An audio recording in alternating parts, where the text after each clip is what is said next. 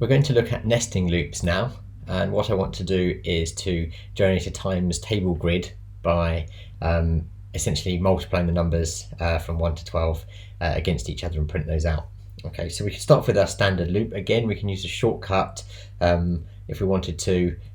Just to sort of recap, we'll talk it through. We'll declare an integer. We'll call it I because that's quite commonly used in loops and it keeps it short. We'll start that at 1. We want to go up until I is less than or equal to 12, and we want to increment I by 1 every time. Okay, but I want to do a times table grid, so I want to multiply the numbers by numbers 1 to 12 again. So I can create another for loop. If I use for I, the shortcut, it will increment the letter and use a j. Okay, so that's quite common. We could call this outside counter, this inside counter, anything like that for that matter, but if we're doing nested loops where we're all worried about is using an index position, then it kind of makes sense just to use I and j. So again, we've got the same rationale here for our 12 times table, except I've written two angular brackets. So there we go, try again, j is less than or equal to 12. And then what we want to do is I want to print out, and I'm not going to do it as a new line, I want to print out the result of I times j. Okay. Now, I also want to separate the answers with a comma so the numbers don't appear next to each other, and maybe a space. So we might print out a comma and a space after that. But again, I want it on the same line. Okay. But once I've done a line, okay, then I want to print out. I want to start a new line. So I'm going to print out a new line. Okay, don't need to put any text in here, just put a new line.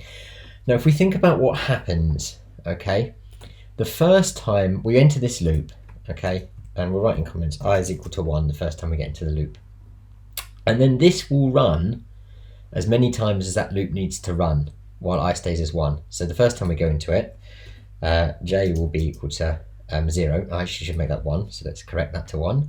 J will be 1. Okay, it will print out 1 times 1, which is 1.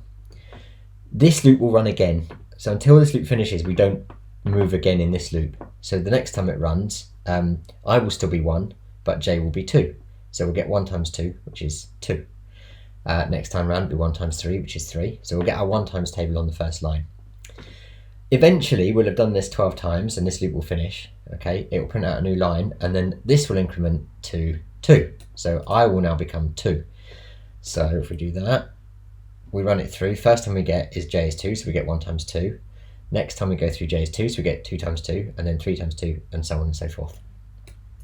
So let's see that in action. We'll run our code, hopefully there are no errors.